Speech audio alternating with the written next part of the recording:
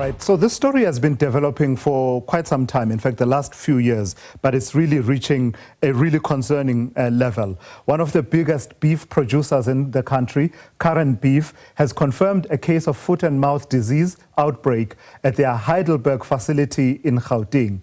An immediate suspension of cattle intake and exportation of beef has been put in place as a measure to curb the spread of this highly contagious disease. To unpack what this will mean for the red meat industry and our country's economy, I'm joined now by Senior Feedlot Veterinarian at Karan Beef, Dr. Dirk Verwoerd, and Thabile Nkunjana, who is Senior Agricultural Economist for Trade Research at the National Agricultural Marketing Council, as well as Dr. Frikkie Marey, who is CEO of the Red Meat Producers Organization. Good afternoon, and thank you for joining me. So let me start with you, Dr. Verwoerd. Just Karan Beef being the latest to have this outbreak occurring. Just tell me about the circumstances and how wide and how concerning this outbreak is at the feedlot in Heidelberg. Yes, good afternoon, and good afternoon to all the viewers. The whole bomb burst about a week ago. In fact, exactly a week ago, Friday the 30th. So we just passed the first week of the critical first 2-week period in these outbreaks. At the moment, we have about 4,500 animals clinically affected out of the herd of 120,000 animals. So no mortalities, no serious disease. It is a very mild disease in beef cattle, much more serious in dairy cattle, of course, like we know from the Humansdorp experience in the Eastern Cape, that area, really hard hit. But as you indicated, this is just maybe the latest manifestation of a story that have unfolded over the last few years. And it's tragic that we are at this place in history, in this disease management context.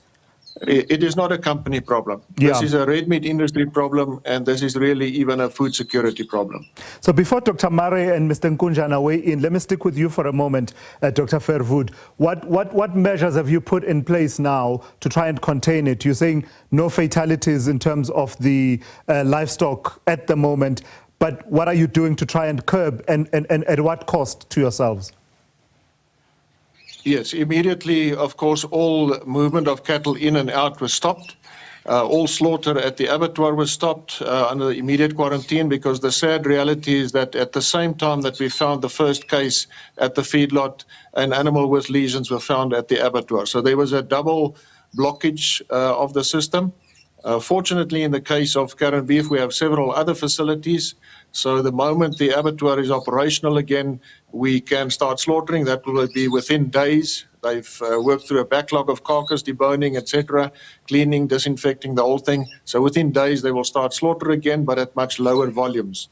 At the feedlot itself, everything came to a standstill.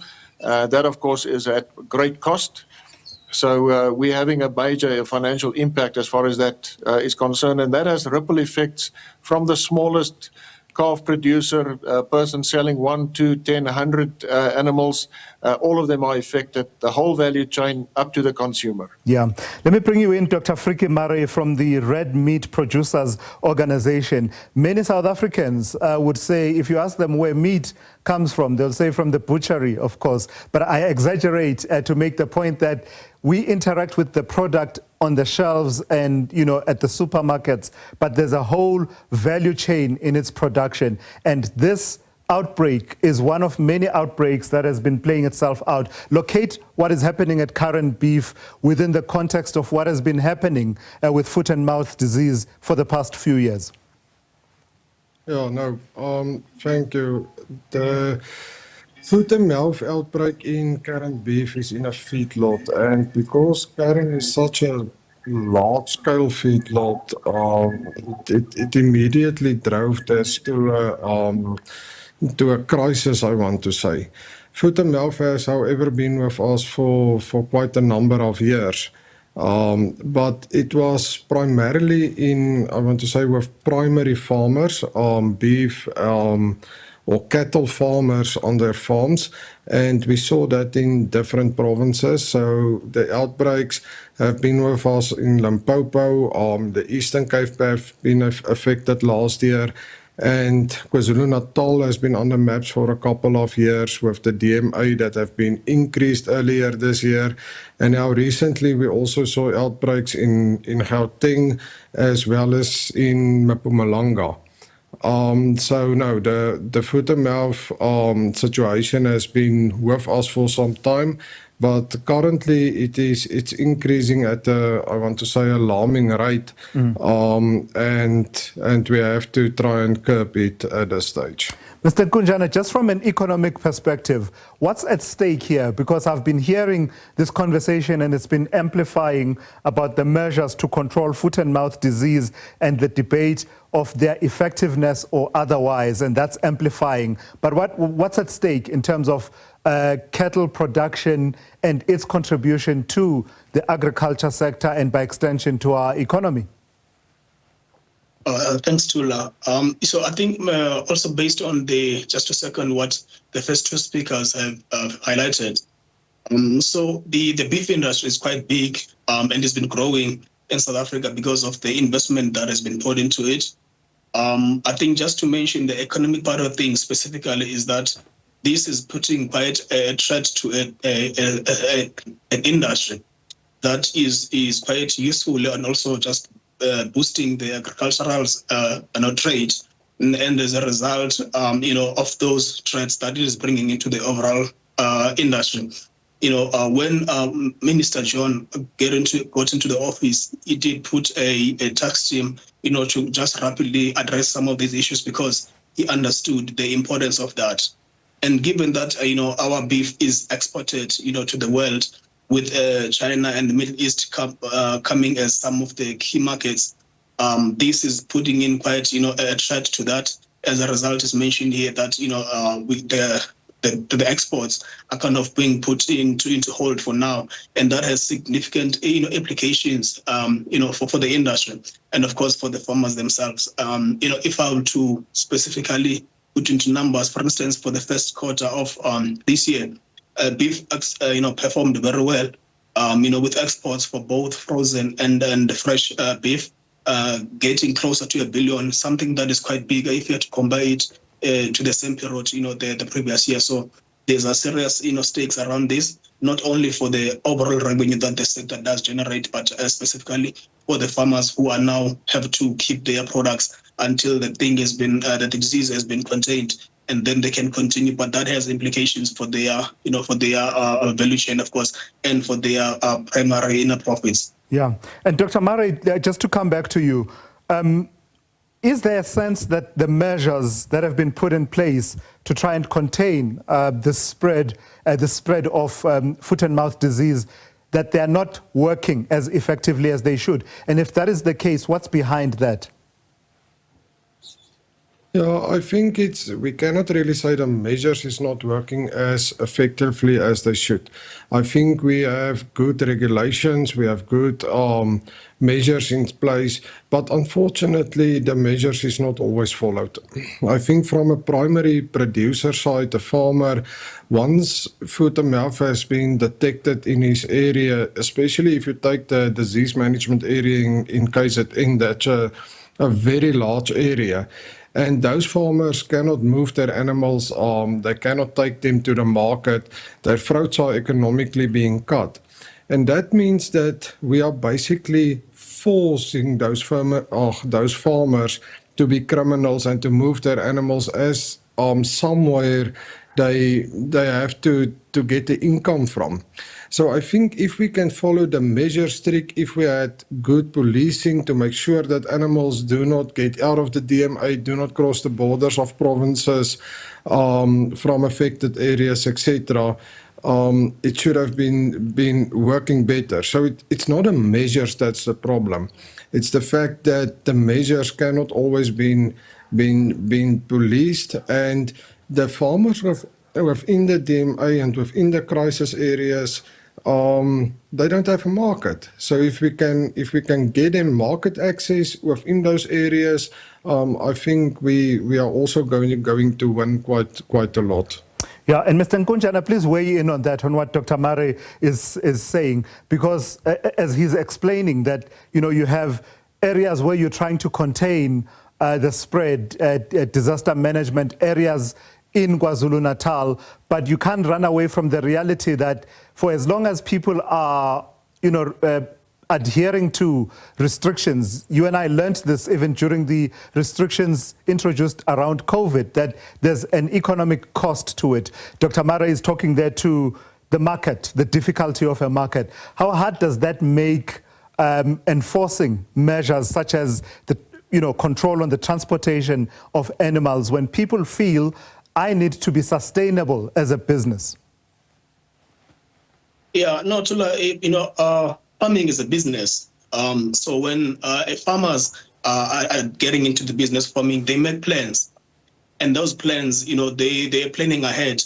And especially when it comes to the market issue, remember, South Africa always talked about, the market, access being a problem, especially for smallholder and emerging farmers, which are mostly prone, to outbreaks like this. And I want to second what, the previous speaker just mentioned, that because some farmers are desperate, they've made quite, some significant investment, be it in feed, which is a very significant problem, in raising and getting your products, your beef, your cattle ready for the market. And when such a situation like this does happen, you have planned accordingly, and therefore, once something like this does happen, it definitely does, impact your objectives and your goals, and most importantly, your finances. And so therefore, even the strategies that you do put, which I think they do quite very well, except that, there can never be 100% tight in anywhere in the world. As the earlier speaker did mention, that this is a global problem. It is not unique to South Africa, but because in South Africa now it is increasingly, recurring, and that is putting in a pressure not only for the country to deal with it, but also for the farmers, because they have been investing on this, because the industry has been growing. We've been seeing from the the exports that we are generating based on that. So we are doing well. Just said that there's always going to be issues that are going to push farmers to do some measures that are kind of compromising the whole process. Yeah, Dr. Verwoerd, just from a Karan Beef perspective, and many people know about the size of Karan Beef and the export market that you also serve. Many would be watching the story unfold and perhaps a degree of concern kicking in that says, how long before we have exports coming from yourselves being affected, but also broadly coming from the industry being affected? Should we be concerned that, unless we get a hold of the situation and measures are implemented and enforced and there's widespread adherence to them such that the quarantine is effective and we push back against these outbreaks, we may end up with our exports being affected? Yes, let me first say the exports are of secondary consideration for us. Our first priority is our own people. We first have to feed our own nation. Our own food security is more important. So yes, our own exports were cancelled immediately. The Heidelberg facility was our export registered feedlot, and that stopped immediately. But I think consumers would like to know whether they will have access to meat, access to the same quality meats, the same safety, everything. And this is where we can assure you that even though the wheels are turning a little bit slower from our other facilities, at Pietermaritzburg as well as at Nigel, we will be slaughtering. We are slaughtering every day, but the volumes are less. I just want to add on to what the previous speakers have said. What we've experienced over the last few years is a very clear demonstration of a structural deficiency. We are not treating these outbreaks in any way in an effective manner. And one of the glaring deficiencies is the availability of the correct vaccines. This is how other countries in the world do a proper and effective immediate response to outbreaks. There are only two key issues in combating infectious diseases in populations, and that is early detection and rapid response. And rapid response includes having access to strategic vaccines immediately. So this is something we are addressing as a country. A central operations center will become active this coming week with the personal intervention of Minister Steenhuisen. These things are happening very fast now, but it still points to a series of dysfunctional events that we should never have been in this place. We should never have been here. All right. I've got to thank you for your time this afternoon. Some interesting perspectives from industry players who are directly at the coalface of that story. That's Dr. Dirk Verwoerd, who is Senior Feedlot Veterinarian at Karan Beef. We're also joined by Thabile Nkunjana, who is Senior Agricultural Economist for Trade Research at the National Agricultural Marketing Council. And of course, Dr. Frikiv Marey is CEO of the Red Meat Producers Organization. So that's that story then. It continues to be one of concern, and I do believe that in the coming days and weeks, we should be getting more perspectives, including the Minister of Agriculture at some point will have to weigh in on this situation.